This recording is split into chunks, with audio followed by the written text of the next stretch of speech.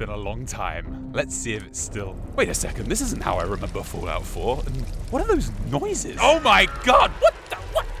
Where the hell am I? Over 9 years after Fallout 4's release, it's still an absolute nightmare. The game starts up, we watch the most boring opening of all time. Vault 111.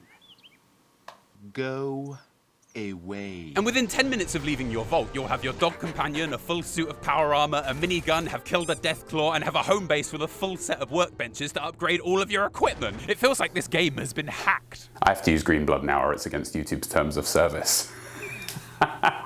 You find yourself asking why you'd even bother playing the rest of the game. You have everything you need right here. Oh wait. You see, in Fallout 4, just after you start, the bombs begin to fall. So my husband grabs our baby like the responsible father he is, and we run to the vault. My baby! We are then cryogenically frozen for 200 years. After getting defrosted, we see our baby being stolen and our husband being murdered by a man named Kellogg. We leave our vault, and after some exploring in the wasteland, we learn that he was taken to the Institute, a technological paradise that focuses on manufacturing near-human-like robots called synths to do all of their tasks. About halfway through the game, we learn where the Institute is and find that we can only get there via teleport. But honestly, the Institute sections are so disappointing. I would say just don't even bother. In fact, in this whole review, we aren't even gonna go there. Oh, for fuck's sake.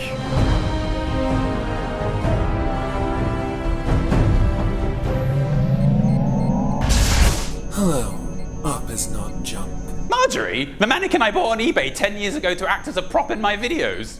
You're a synth. Yes, and after all the acts of violence against me, Oh, those. as my revenge, I've trapped you here to review Fallout 4. Forever. Fallout 4. Forever. No!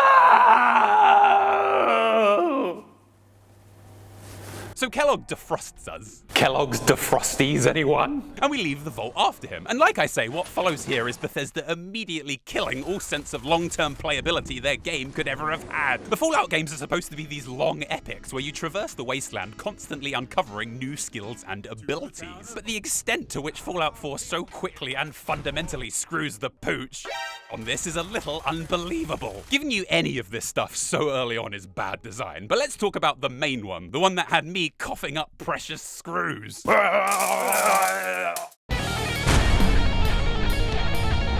power armor is probably the best thing in this entire game. Hell, it might be the best thing Bethesda have ever done. Every aspect of its design, from its sound to its animations and the way it looks and feels to wear, is utterly perfect. It's so good, in fact, that simply trying to get hold of, run, and maintain a suit of it could have easily been the driving force of this entire game. It would have been great! Another issue with having this unstoppable armor so early on is with it, you are basically immune to all radiation damage in a game called Fallout.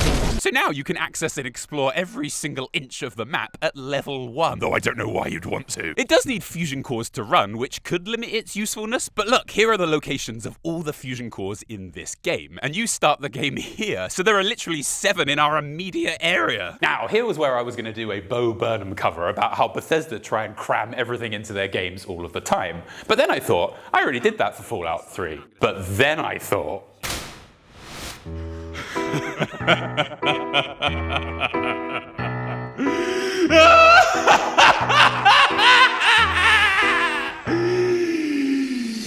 See a man be murdered, lose your son and find the door. Instant dog meat armor, deathclaw, haven't we seen this all before? Join a faction, lone survivor, send a love letter to Piper. Then there's Pip-Boy, Fighter, Sniper, more companions, soul survivor. More like, here's a moldy breakfast cereal, you should kill your son. Here's why Milex always fuck you, here's how you can build a bomb. Which railroad member are you? Just follow the freedom trail. There's no nuance to the moral complexity of whether or not synths are human beings, and that's the entire plot of this game, so it's actually a fail. Speaking of exploring the wasteland couldn't be more peaceful. Alright, never mind. Fortunately though, that's where today's sponsor comes in. Raycon Everyday Earbuds. And I'm using them for the rest of this journey. Raycon's everyday earbuds have active noise cancelling, so I can just tune into my favourite radio station everywhere I go without interruption. They've got a 32-hour battery life too, so I can wander the wasteland for hours without having to worry about recharging. But if I do somehow run out of power, a 10-minute charge in its case gives me 1.5 hours of battery life. They're also ergonomically designed so they always stay in my ears even if I'm running or jumping. Ow, my neck. They stayed in though. So if you want a pair and also want to support the channel, go to buyraycon.com/notjump to get 20% off the best-selling everyday earbuds. Brought to you by Raycon. Now let's get back to exploring the wasteland. Exploration in this game is fundamentally ruined from the get-go because our character has absolutely no reasonable reason to do anything but follow the main story to find their poor baby that, by the way, looks so unrealistic I'm concerned that it too is somehow a synth that the Institute has snuck in. But ignoring that, the random questing in Fallout 3 was so good it literally held the entire game together. In Fallout 4 though, I explored all of these locations in my playthrough, and not a single one stands out to me as being better than quite average. But generally almost all of them elicited no emotion out of me whatsoever. Nothing new there then. For example, from the very start of the game, you can see the giant mass fusion building off in the center of the city. This signals to the player that this location is definitely worth visiting. But after fighting your way through the entire city, which I tell you now is just one giant Doom mod, complete with dodgy frame rate, you finally make it to the mass fusion building, ready for an intricate quest with characters, puzzles, and this building has 32 hostile enemies with no extra quest, context, or story. There is nothing here. And here is when I realized that this enormous 30-minute fight sequence is the reward for getting here. Oh no.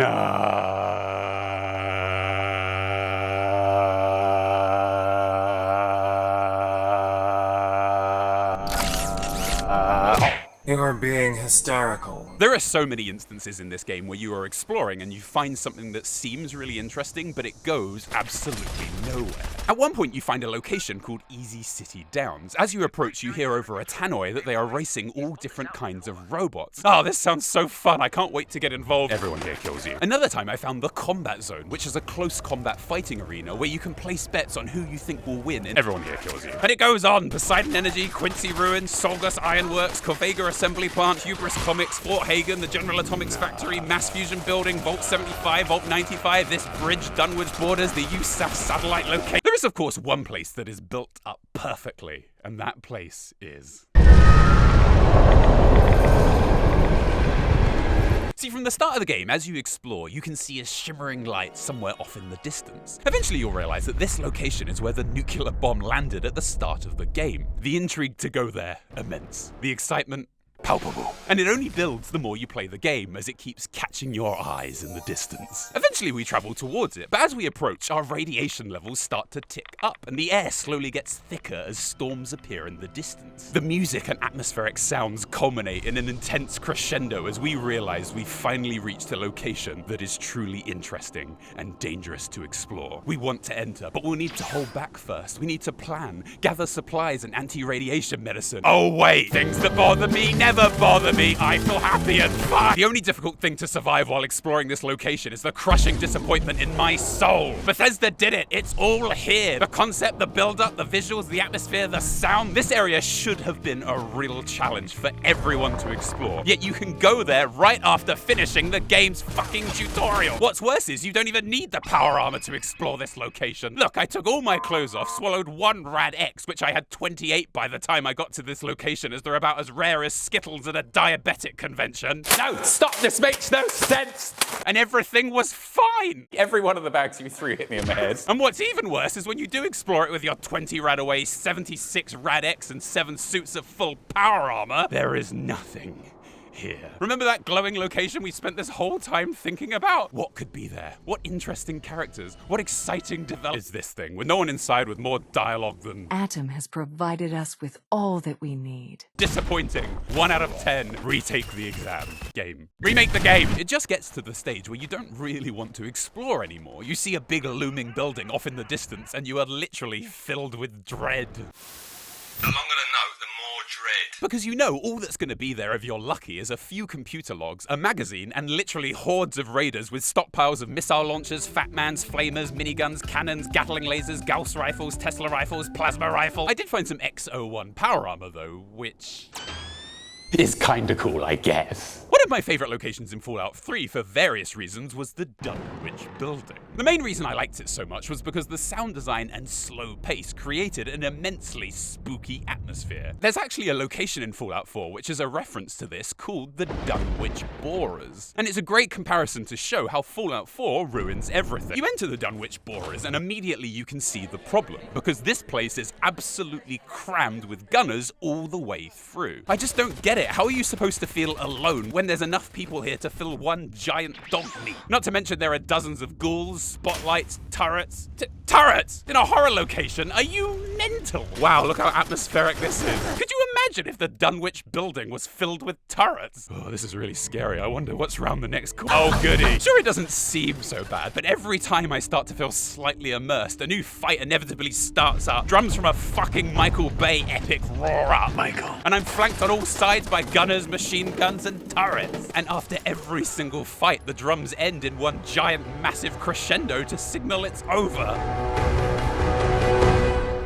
Oh, it's finally over. Wait, are those more turrets?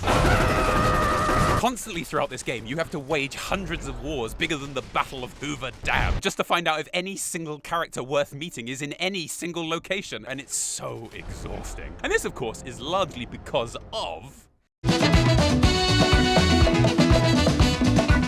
I've mentioned before that in the previous games, the combat was pretty clunky. Not only did this give the games their unique feel, it meant you could never really be presented with that many enemies at once. The joy of this was that you usually had to strategize using mines and other makeshift weapons to get through the janky fights. It also meant that you had to rely on VATS, because aiming without it was as natural as Fallout 4's facial animations. Good.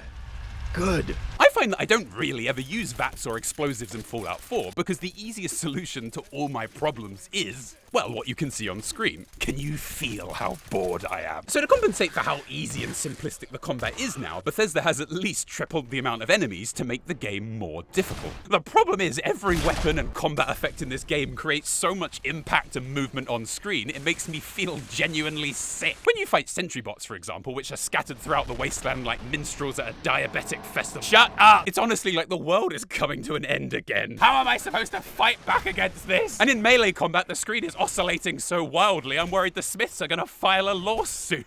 And it's exactly the same problem with all of the Assaultrons. Wait a second, what's this doing? Oh my god! Also, whoever's idea it was to have the critical meter be a bar deserves to have a portal to hell open so that hungry maggots can feast on... Oh. Deserves a swift spank on the bottom. Let me tell you a little something about video games. They're supposed to be fun. No, with the critical meter being a meter that you slowly build up, all you need to do is fight until you have a critical hit stored, then save it for whenever you need it to win a fight. It completely removes all aspect of surprise from the proceedings. Remember when you had 10 luck in Fallout New Vegas and Doc Mitchell says, "With luck like yours, I'm surprised them bullets didn't just turn right around and climb back into the gun." Well, if that game was like Fallout 4, he would instead have to say, luck 10, eh? Remember to press X to perform a critical hit. Combat in the previous games was just a means to an end. It was something to occupy your hands while you met new characters and completed side quests. In Fallout 4 though, finding people to shoot is the main reason you explore. You can of course also find magazines which increase your combat skills, but most of the ones I found just increase the amount of damage I did on a critical hit, like finding a magazine that increases your chance of getting punched in the testicles. And no locations more sum up how Fallout 4 is only about combat than the vaults. As we all know, in Fallout 4 and New Vegas, exploring the vaults is the very best part of the games. Bethesda and Obsidian bottled absolute magic with these sections. The slow pace and the soundtrack that is just a broken mess of whispers and jagged radio signals created an amazing tone. So with all this under their belt, Bethesda were definitely able to recreate the same atmosphere in the vaults in Fallout 4. Oh no! Vault 114 is filled with Triggermen, Vault 75 is filled with Gunners, and Vault 95 is filled with a crushing sense of disappointment that we waited 7 years for this game to come out. I mean, even more Gunners. These vaults are just like everywhere else, with absolutely no atmosphere or pacing. Vault 81 is of course pretty good, though half of the residents are somehow the most hideous characters I've ever seen. I'm certain a lot of this game doesn't work, not because Bethesda are monsters like we've always assumed. There's a lot of really impressive stuff in this game. I think they've just spread themselves too thin, like Marmite on toast, but most of it got on the floor.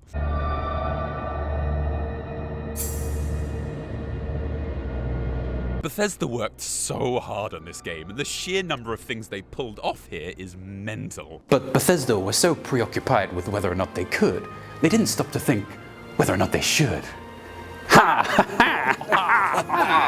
Here's all the completely new stuff I wrote down that this game tries to do. Pause it if you like. Any sane person would take one look at this list and profess that doing all of this properly would be impossible. And that's the problem. Clearly no one is reining Todd Howard back. He's like James Cameron when he made Avatar. You know, he could just blow his whole budget and film wherever he wanted. Where the hell am I now? Let's start with the real biggie. Oh yes, let's discuss. In the late 80s, when LucasArts held the crown for the best video game writers, they realized that if all possible options for the things you could say during each round of dialogue were there as a list, it was not only a great opportunity to show off all the amazing writing they could come up with, but they could also use the other options to expose to the player extra fun information about our characters and the game world. They took this idea so seriously, in fact, they got Orson Scott Card, the writer of Ender's Game, Ender's Shadow, Ender's End, and his magnum opus End, to write the sword fighting dialogue in The Secret of Monkey Island 1. This way it was so engaging that you could happily sit and read it over and over before making your choices. This is good design. In Fallout 4, all of the options of what you can say in dialogue have been simplified to mostly single one-word answers. All of this history is disregarded. It's such bad design, in fact, that I'm surprised the people who put this in were capable of making the rest of the game function at all. Well, you know, I mean, it is sort of okay. I mean, it's alright, I guess. At the start, it isn't so bad. Your dialogue options are all reasonably well thought out, and you can just about assume what you're going to say. But by the time you get to Good Neighbor, the writers had completely given up, and everything just becomes yes, no, maybe, and what, did they forget to write one in here? What it means is you almost always have absolutely no idea what your character is actually going to say in this series known for its thought-provoking dialogue. I hope the next time we meet, it will be under happy. There's a moment, for example, where we are chatting with our friendly synth friend, Nick Valentine, who will come up more later. And after he mentions that he is a synth, I decide to simply ask curiously, oh, so you're one of them? And this leads to... Don't lie to me, Nick. You're one of them. They made you. Whoa, Nate. Cool it with the anti-synth remarks.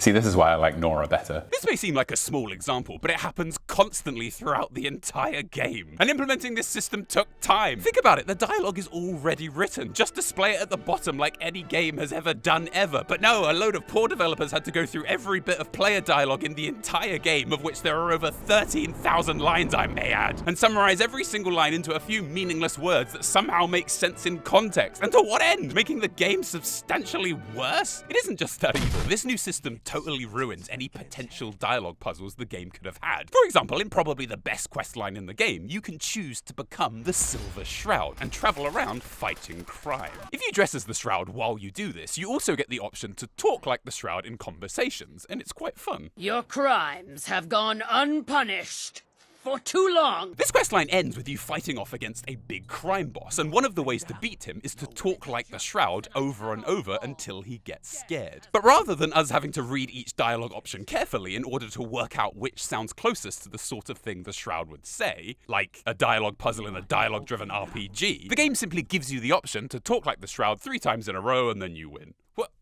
What? I can't think of a more inane, moronic, harebrained way to manage dialogue, and every single interaction throughout the entire game uses this system. This watered-down, washed-out, oversimplified, difficult-to-use, confusing mess that took actual work to implement. Like, what is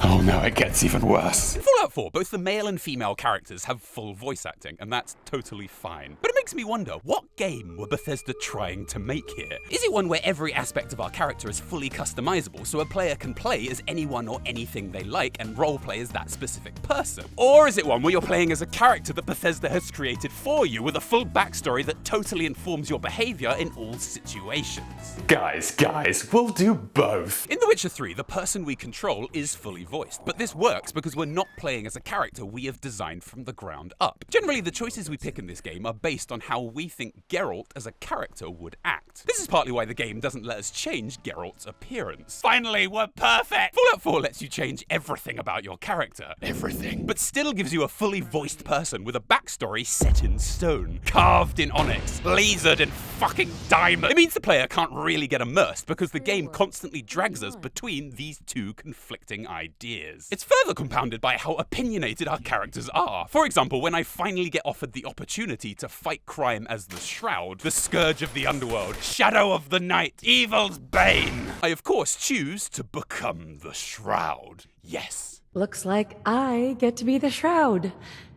Yay. Look, I know Freddy Fallout and Nikki Nuka-Cola over here love base building so they can put their Deathclaw hand collection on show like some kind of 90s serial killer. Do you see? Do you see? But you don't get it. Every time you put something in a game, you take attention away from something else. And not only does the base building make me want to cough up blood every time I use it, but it comes with a full settlement unlocking system and a sim-based management, which is about as impressive as this game's draw distance. Take a look over there. That's Fort Strong. Not only that, but the base building gets in the way of the game's story. For example, there's a section where Preston asks me to clear some rubble from a hallway in a castle. And this seems pretty simple. There's even a rocket launcher in this room. Stand back. No, it doesn't work. What I'm supposed to do is...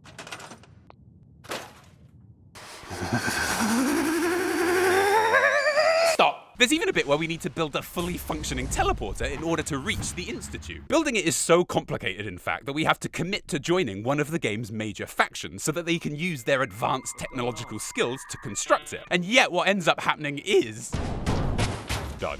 Even as I'm showing you this, I feel like I've made it up. But this is it! This is part of the main storyline. Why is it so bad? Why can't the game just fade out and then the faction helping you build it, builds it? Keep in mind too that this teleporter is largely made from steel and bits of cloth. So I've somehow constructed this all on my own with nothing but a bunch of desk fans and teddy bears. As a result of Bethesda putting all this work into stuff that I don't think improves the game in any way, Fallout 4 just ends up feeling so unfinished. I mean, the bottom third of the whole map literally has no quests to collect in it. And the quests we do get are so vague. Like this one I got right after leaving the vault. At the start of the game said nothing but kill Pyro. Okay, if you say so. Hey guys, Fallout Pyrocynical here. I just wanted to say...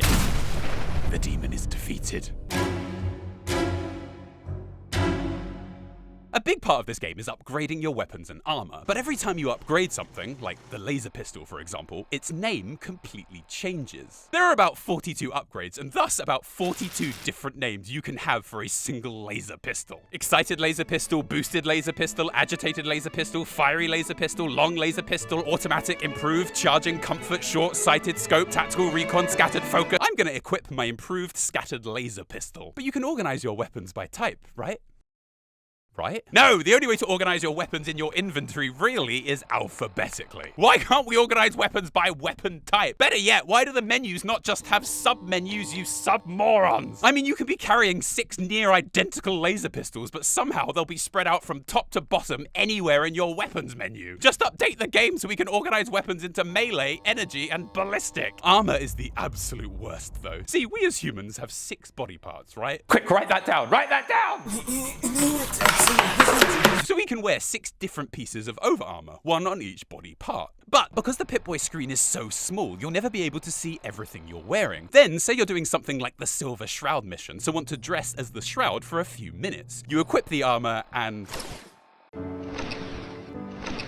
Did I just unequip everything? That's right, most outfits in this game will unequip all current armor, baby. And God knows what you were just wearing. Half of it was off-screen and the rest of it had names like Biocom, Mesh, Polymer, Combat Armor, Chest Piece. Sorry, I can't quite hear you. And we haven't even begun on misc items. You know when you pick up a note in Skyrim and you can read it and then you put it away in what can be classed as the most basic rule of game design? Well, Fallout 4 is made by the same people as Skyrim, so I'm sure it's the same. Oh, wait! Yes, when you pick up notes in Fallout 4, you can't read them right away. This means you have to pick up the note, look at it, close the note, open the Pip-Boy, scroll to misc items, scroll all the way through to find the note you just picked up, open it again, and then you can finally read the note. However, misc items refers to almost every single item known to man. You have to scroll past everything everything. Bobby pins, bobbleheads, books, cards, comics, keys, holotapes, quest items, magazines, models, letters, logs, passwords, tokens, schematics. So you can finally reach the note you just picked up, reopen it, and finally oh good. Again, even Skyrim had a separate menu for keys, yet every key you pick up in Fallout 4 is randomly littered around this misc item menu. What the hell happened here? Why haven't Bethesda fixed this in one of its 7,000 updates of Fallout 4? Please, we don't want any next-gen items that are simultaneously hideous and break Fallout London. I just want a fucking keyring. All right. I've avoided it long enough. Let's talk about the game's story. It's real bad. The main story is where the bulk of the quests in this game went. And at its best, it's pretty good. And at its worst, it's the worst shit I've ever seen in my life. What is happening? The first chunk of the story involves us hiring the synth Valentine as a private detective to find Kellogg. The first thing you do is find his house. And in here, we find a secret room that couldn't possibly exist if you look at it from the outside. What is he now, the fucking doctor? Valentine eventually suggests that we track Kellogg using his sniffer dog, Dogmeat.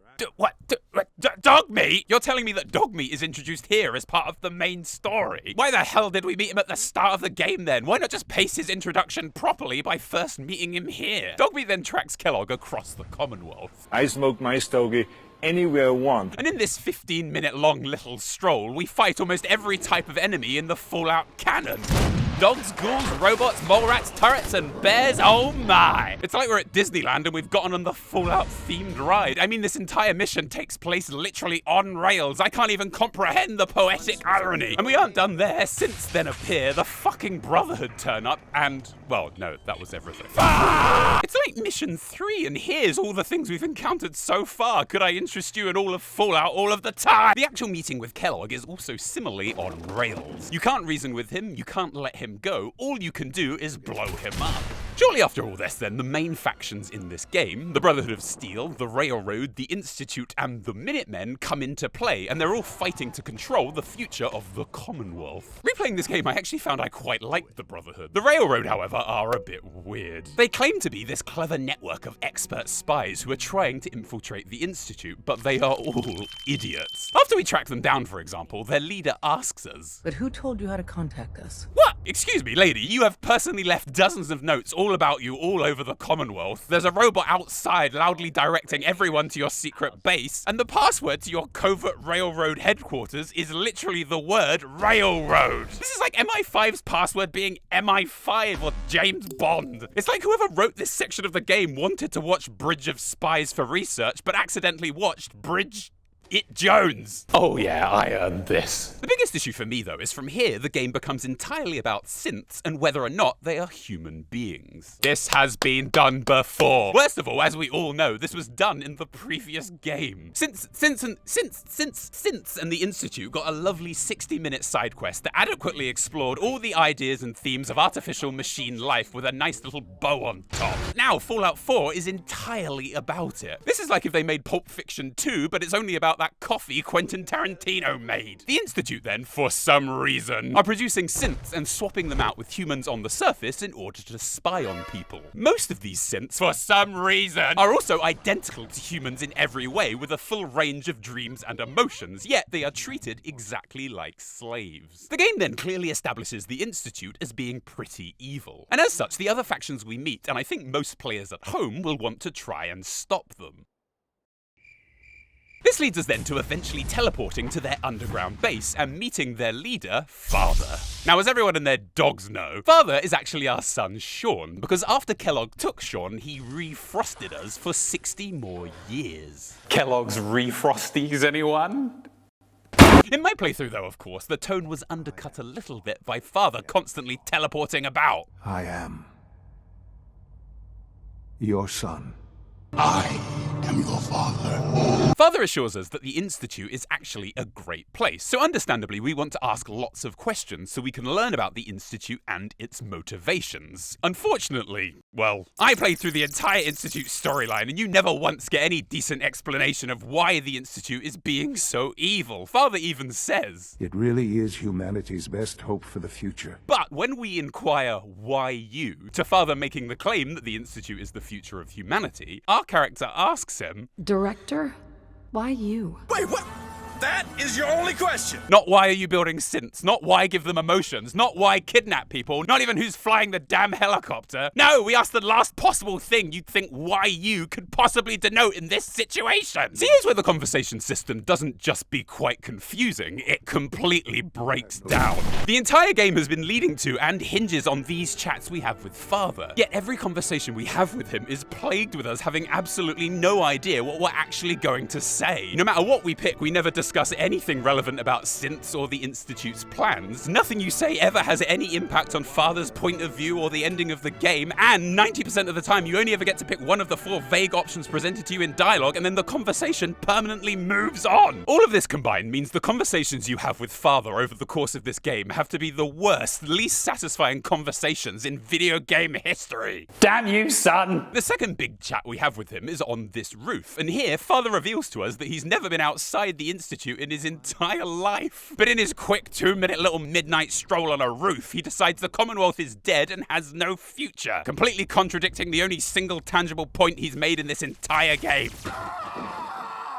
If you do suffer an embolism and decide to join the Institute, Father eventually reveals that we are going to be made the Institute's new leader. And again, this should be great, but it never gives us any option whatsoever to free synths or tell them to stop kidnapping people, so it's meaningless. Eventually then, as any sane person would, you give up on the Institute and use the Minutemen or Railroad to try and save the synths. If you join the Railroad, they eventually reveal that their final plan to save all of the synths and put an end to slavery is to set off a nuclear bomb within the Institute. Oh, the peaceful approach, is it? Yeah, remember when Abraham Lincoln emancipated the slaves by detonating the Northern Hemisphere? What a guy. Seriously, guys, is there not any other way to deal with the Institute, which I am now the fucking leader of, I remind you, than detonating a nuke within it? What, are we trying to recreate the divide here?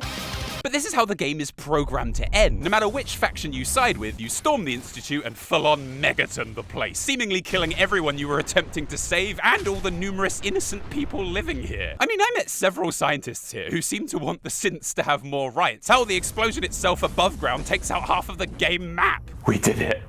We saved everyone. Before you do blow up the Institute, though, you can choose to have one final complex chat with Father. At this point, we've won. We've overrun the entire Institute, but we don't even get close to an option to negotiate the Institute's freedom if they stop being so evil. All we get is... Are you in any pain? There's nothing more to say. Ah, that's nothing, though. In my playthrough, he didn't even spawn in his bed. It's not enough that I lay here dying. Bye, son. So we blow up the Institute for absolutely no reason and are forced to watch the most tonally dissonant closing cinematic possible. I can feel it wash over me. The heat, the force, the radiation.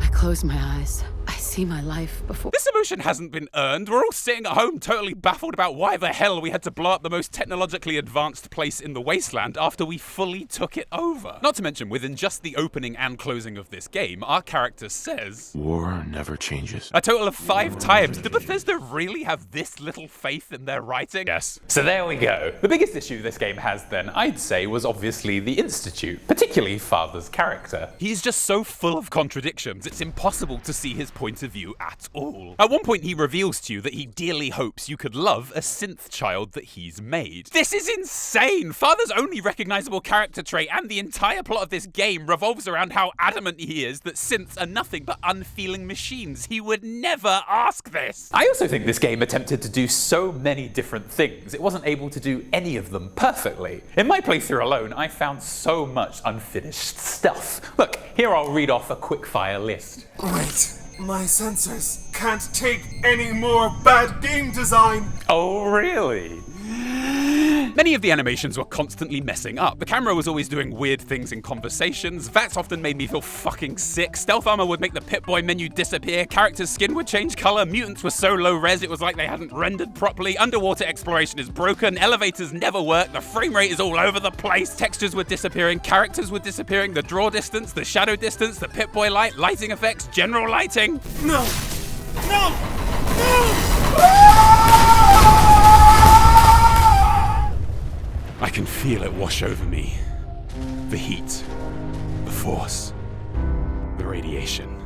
It's the end of the world all over again. I close my eyes. I see my life. No, shut up! Ugh, how am I supposed to get out of here now? Wait, a desk fan? And a teddy bear? Who cares if it makes sense? Fuck it! Hey everyone, thank you all so much for watching this video. As always, this video was a little bit spenny, with me needing to hire music producers, the set and set designers, cinematographers, voice actors, special effects artists, editors. So if you enjoyed this video and want me to continue making high production stuff like this, please consider joining my Patreon for as little as $2 linked below. I'll be posting loads of extra cut content and a director's commentary over the next few weeks, so do check it out. As well as that as well, we also of course have the Absolute Nightmare box set, which contains loads of extra exclusive videos and things. So I've also linked that below too. Thank you all so much for watching, and I'll see you next time.